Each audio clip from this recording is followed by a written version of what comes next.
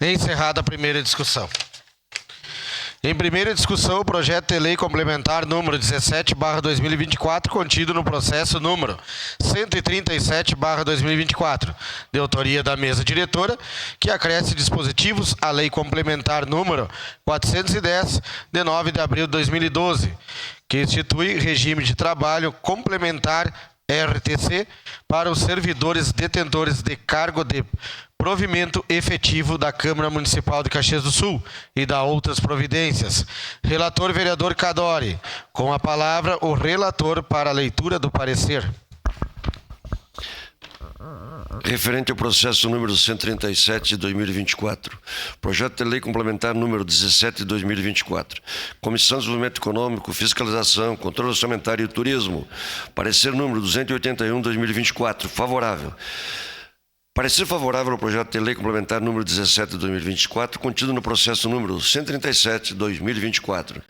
Recebe-se a Comissão de Desenvolvimento Econômico, Fiscalização, Controle Orçamentário e Turismo para análise o parecer o projeto de lei complementar acima emendado, de autoria da mesa diretora deste Poder Legislativo, que acresce dispositivos à lei complementar número 410, de 9 de abril de 2012, que institui regime de trabalho complementar para os servidores detentores de cargos de provimento efetivo da Câmara Municipal de Caxias do Sul e da outras providências. Busca o presente projeto de lei a autorização legislativa para acrescer os parágrafos 1º e 2º do artigo 3º da Lei Complementar número 410, de 4 de abril de 2012. Consultada a assessoria técnica desta Comissão de Desenvolvimento Econômico, Fiscalização, Controle Orçamentário e Turismo, conforme parecer que integra o presente, esta manifestou-se no sentido de que o projeto de lei alcança a viabilidade e preenchimento dos requisitos previstos na legislação vigente. Conforme destacado pelo assessor técnico no seu parecer, a matéria em apreço atende às premissas orçamentárias e está amparada na Constituição Federal, assim como os regramentos previstos na Lei Orgânica do Município e na Lei de Responsabilidade Fiscal, Lei Complementar número 101/2000.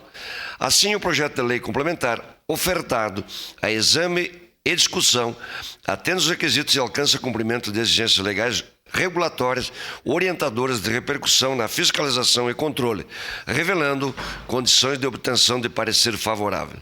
Deste modo, esta Comissão de Desenvolvimento Econômico, Fiscalização, Controle Orçamentário e Turismo, por seus integrantes, nada tendo a opor e acatando o parecer número PAT 32 de 2024, emitido por sua assessoria técnica, opina de forma favorável ao projeto de lei complementar número 17 de 2024, contido no processo número 137 de 2024, remetendo ao soberano plenário desta Casa a sua deliberação.